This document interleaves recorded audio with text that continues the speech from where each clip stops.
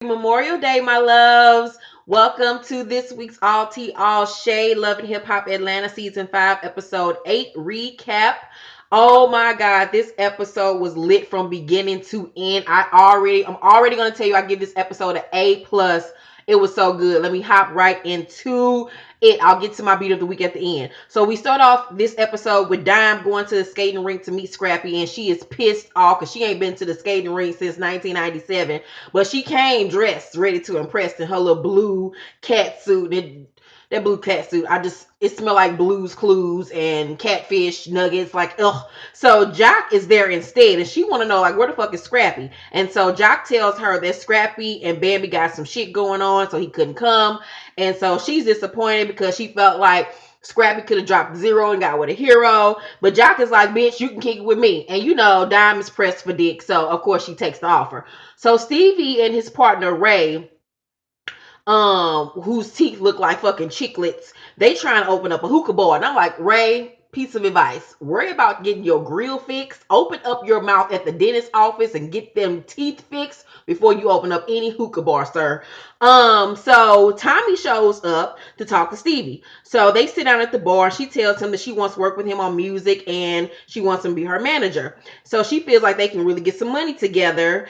And so she stands up and shows off her goods and shit. And, of course, Stevie J is, peeping the stock out. And I'm like, well, I thought you and Joseline was supposed to be, good Judy's, good homegirls. And now you're trying to get on her man? Oh, okay. So now I see why y'all had that little, internet beef a few months back before the show started. Now it's all coming around in a circle. So I'm like, both of y'all need y'all ass beat. I hope Joseline fuck both of y'all up. So he tells her, that in order for him to work with her, she got to get her attitude straight, because she a little ghetto. And she like, you know what? I feel like, that you can teach me a few things. He like, yeah, I can teach you a few things. And they sitting up there eye fucking each other like they the last piece of chicken. And I'm like, both of y'all gonna get AIDS. Like, y'all both nasty. So Carly and Scrap or in the whip, and I swear to God there was some green screen shit. They was not driving for real. And they coming from the hotel, and Scrap is praising Carly for being a stress reliever. I'm like, the side bitch is always the stress reliever because she ain't the main bitch yet, and she ain't giving you main bitch problems. Duh. So she gotta tell Life that she's really feeling Scrap, and I'm like, girl, if you feeling him so much, get him some Pantene Pro V and get them damn split ends together. But I digress. So Scrap tells her that he got to go to jail for 5 years, and Carly selfish ass like, I finally meet somebody that I like, and now he gotta go to jail. And she's like, I know I'm not trying to be selfish, but like I can't never get a break. And I'm like, girl, like you 50 years old and still dating thugs. Sit down, Carly. So she started crying, and he tells her that he don't want her to cry, that he understands that she needs to fall back. And Carly clarifies that she is here for her friends and that she's loyal, which is basically the kiss of death coming from Carly, because she ain't loyal to nobody. She ain't even loyal to her own vagina. So Joseline was digging around for some tea while Stevie J has been away. So she meets up with Don and tell her what she found. And Don brings up the video footage of Joseline allegedly bleaching Stevie J's clothes a few months back. And Jocelyn like, girl, I did not do that shit. I do not have time for that, girl. I got some other shit that I gotta tell you about, girl. And so she says that she finally found this motherfucking contract that we have been hearing about since season 1. And she says it was in a briefcase underneath the bed, and that the contract is up. It's been 3 years. She always had that contract, girl. But now this bitch got a reason to finally leave his ass, because now she ain't got to deal with him business wise no more. So she's taking it to her lawyer so she can get a cease and desist. And she says she's done fucking with Stevie J, and it's for real. They're not together no more. I follow her on all social media sites. She does not fuck with that nigga no more. They're never together. Stevie J and Joseline are done, and I'm happy for Joseline because now she can fully concentrate on her career and doing what she needs to do for herself. So she said she's going to stick it to her for where it hurts. And so then we see Ernest, and he meets up with Rashida's mama, Charlene, to talk. And Charlene feels that Mama D needs help. So Ernest got on one of Scrappy flea market jackets. Them jackets are fucking terrible. So Ernest says that Mama D is bipolar and alcoholic. And I'm like, what is you going around telling all your wife's business to motherfucking hoes that don't like her? Like, where is the loyalty, Ernest? God damn it. So he tells Charlene that Mama D used to be a nurse, and then she got into a really bad accident that fucked up her hip, and she became really dependent after the accident. And that He put her on to selling dope and pimping to bring in money or whatever. And he says that, he wants them to go to counseling with their pastor. And Charlene was like, that's a good idea. I want me and Mama D to, get on better terms. But I just couldn't help but peep that Charlene was licking her lips and doing a little bit too much of, hey, like giving Ernest the eye. You could tell Charlene ain't had no dick in a minute. Mama D, watch a motherfucking man, bitch. His dick might get erect for Charlene before it get erect for your ass. So Tommie drove Scrap car apparently, and she found the receipt from the hotel with Carly. So she banging on his door and shit, and so he opened the door and she pushing him all up in the chest, and he like, bitch, get up off me. You done hit me a couple of one too many times before I have to DDT your ass. I'm a stone cold stunner your ass, bitch. Stop it. So she brings out the hotel receipt and he act like he can't read it. I don't know if he was pretending like he couldn't read it for real or that nigga just really couldn't read. I really don't think he can read, but okay. So she realizes that what Carly wanted to tell her that she was gonna fuck Scrap. And I was like, see, bitch, you opened your mouth too quick. You could have stopped all this shit in advance if you would have told Carly that she talked too damn much. So she asked how Carly hotel receipt get in his car, and he was like, well, shit, she must have left it there. And she was like, well, what was she doing there? And he was like, shit, do I question you about who in your car? And next thing I know, Tommie crazy ass jump up off the couch and jump on this nigga like she a fucking spider monkey or some shit, and she pulling on his hair, and you know that nigga can't have nobody putting on that little dry ass hair of his. So he quickly slams her down on the couch and shit, and he got her down on like a fucking chokehold or a fucking uh wrestling move, and then the security guards have to come in and stop them and break them up. And so she said she's tired of him, and that his fuck him and his little punk ass sentence, and he's going to a candy camp. Like, nigga, you ain't serving no time for real. And so she asks, is he fucking Carly? And he was like, nah. And he says that he lied to her because he cared about her. His mom always told him you lie to motherfuckers you care about. That logic, it tells me exactly why you're going to jail for 5 years. So she tells him she want to be more open with him, and then she got some business visits with his uncle Stevie. And she said she gonna let Stevie eat her pussy real good, and she gonna fuck everybody he motherfucking know that's in his circle, cause he got her fucked up fucking with Carly old ass. And apparently we learned that Carly got worms, which I'm not surprised about. Like, all you niggas is itching. So he tell her to go because he done had enough of her ass. Like, I'm done with your ass. And he tell her, I'm gonna have all my partners that you want to fuck lined up since that's what you want to do. Because you running your mouth too much and I'm done fucking with you. So she started fake crying again. And he ain't here for this time. He was like, bitch, fuck you. You fucking pathetic. And then she jump up again and try to fight him. And the security jump in again. And he tell her she played herself. And she was like, no, nigga, you played yourself. And I'm like, both of you niggas played yourself. So then we see Ernest, and he's at past the couch house, and they were literally sitting on the couch. And I was like, how ironic is this? I don't know if I can trust a past name past the couch. I'm sorry. So Mama D shows up with a mummy on her chest. I'm like, bitch, this is not Tomb Raider. What the fuck is going on? So Ernest says he's not making her happy, and that money is the issue, and that she's bossy. And he says that she's capable of some bullshit when she get mad, and she treats him like a child. And past the couch, tells Mama D that she needs to start treating him like a man. And Mama D says, don't I always tell you that you find that I love you? And he was like, yeah, you tell me that I love you, but then that follows up with I love him, but I might not be getting no dick tonight. And Pastor Couch is like, hold up, Satan, what the fuck is going on here? And Ernest like, I'm sorry, Pastor, I just gotta let it know what it is. She always talking about my dick. And I'm like, this shit is fucking insane. So the pastor's outdone, I'm dead to the bed. And so Mama D says, if he could get his dick up when she wanted, then they wouldn't have no problems. And plus, not only is we having sexual problems, but this nigga ain't bringing in the coin. So how the fuck are you I'm supposed to be walking around here with a smile on my face when you ain't giving me no dick or no money? I'm like, shit, Mama D, I'm with you, bitch. I'll be mad too. Ernest, bitch, you the problem.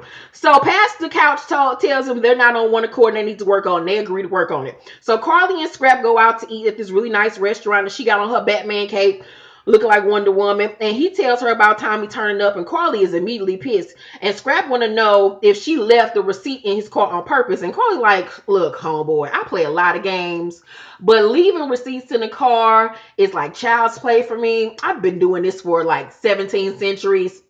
Come on, B. Don't play with me. Don't play yourself. Don't play yourself. And so she like, I thought you said it was over between y'all. You never claimed her. Y'all was never a relationship. And so she asks, are you still dealing with her? And he says, no, I'm not in a relationship. And so Carly is finally wisening up and realized that she might be a pawn in his little love triangle that he has going on with Tiara and Tommie. And she don't want to be a part of that bullshit. And so he basically give her a little dry ass kiss on the lip to get her to shut up and promise her some dick and some Applebee's later. So Mimi and Joseline meet up, and Joseline come dressed like she's straight from the formation too. I was like, bitch, bring it with the fashion and the sequins. Yes, ma'am. So Joseline is a mess from the jump. And she on the verge of fake tears and shit. And so she tells Mimi that Stevie got a new baby and that the girl got him on child support. And she like, another baby? Another baby? Really made me another baby? And Mimi is like, girl, are you sure? Because you know Mimi is dumb. Because if it's not about the baby, it's not about my kids. It's not about what? Are you sure, Joseline, that the baby is his? And she's like, yes, Mimi, I'm telling you that the baby is his. I know that the baby is his. And Joseline was like, he might have two kids as a matter of fact. And she says that one of the kids might be this fat bitch named Promise B. May's baby. Google Promise B. May, you'll find her. It's a mess. So the girl allegedly had an abortion by Stevie J 3 years ago, and she went and told the bitch Promise Be Made went to the blogs 3 years ago and told all the blog sites that she was pregnant by Stevie J, and then she came back and said that she had an abortion. Well, now it's looking like the bitch lied. Maybe Stevie J tried to pay her off to keep her quiet or some shit, and she's supposed to have a baby by Stevie J. And this is a young stripper bitch that might have a baby by him. And that's the girl that got the child support claim against him. So Joseline like, Mimi, he ain't got no money. He ain't even got no money. And then he be trying to come after my money. And he be spending 200 G's on lawyers. And I be letting him borrow my money. And I can't be letting him do that because I got to focus on my career, Mimi. I cannot be letting him do that. And Mimi is like, are you sure? I mean, Joseline, I know that Stevie does a lot of stuff, but are you really sure? Because it's not about my daughter. So I don't know if you're telling the truth. Is it true? And so Josh is like, yes, Mimi, I'm telling you the truth because I talked to the stripper bitch and I seen the paper and they had the name Jordan on there. It's true. And so Mimi is, like, I really feel sorry for you. I didn't think I would. But I understand where you're coming from. And I have compassion because it's about my daughter in the end. And so since it's about my daughter, I'm going to have sympathy for you. And I want to get to the bottom of this. Because he's not going to be on my couch lying to me. And so Josh is like, no, I feel sorry for myself, bitch. Because I put myself in this predicament, Mimi. And Mimi is fake. I mean, Jocelyn is fake crying. And she like, I don't even care where he go. Please let him come to your house and stay, bitch. Because he is not coming back to my house. Like, let him come over there with you. So then the last scene is Carly is at her Playboy radio show and Tommie comes to confront her, and Carly's in the studio kitchen getting something to drink when Tommie walks in, and Tommie tells Carly about the receipt she found and how her name was on the receipt and that Carly paid for the room. And I'm like, Carly, bitch, you been in this damn hoeing game, scamming game for years, bitch, and you out here paying for hotel rooms, bitch. I expected more from you. I expected more.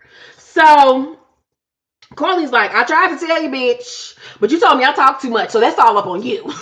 So, they start going back and forth and shit, and Tommie's like, be an example for your daughter. And Carly's like, you don't even know what my daughter look like, bitch. Shut the fuck up. And Tommie is like, it don't matter. I got Stevie to suck on my pussy, and I'm going to the studio with him. You never got in the studio with him because you whack. And Carly's like, I want to be like Tommie. I want to be like Tommie. I want to be a hoe. So Carly, like, that's his uncle, bitch. What you look like fucking his uncle? And Tommie like, he's my pawn, bitch. It don't matter. And she like, all you hoes gonna know who I am. And Carly like, I know who you are with that fake koala bear ass coat you got on.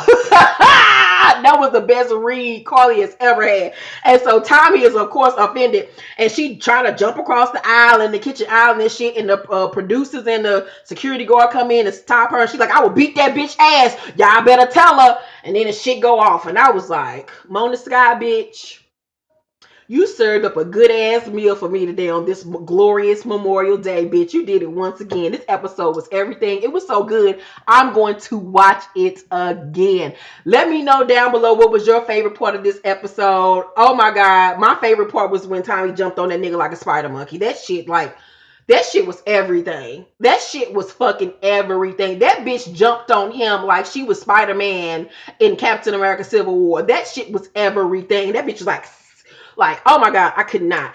Okay, so my beat of the week tonight. I did this orangey, really pretty eye. Let me bring the camera in on it. I did this really pretty orange eye. So you can see it with a gold inner corner. And just a really pretty pink nudie lip. And then my highlight game is on fleek. Yeah, so that's the look for today. I hope you all had a really good holiday, that you were safe. You had a lot of fun with your family and friends. Rest in peace to all the fallen soldiers, everyone who has fought for us and for our country, even though it's going to shit. So yeah, I have a new product review up this week, and my Spill the Tea Bitch video will be up tomorrow. Remember, all of my books are sold at Amazon, BarnesandNobles.com, and Target, Walmart, anywhere books are sold. My real name is Keisha Irvin. Google me, bitch. That's with an E, not an I. I love you all so much. Have a wonderful week, and I will see you all next week. Make sure to thumbs up this video as well.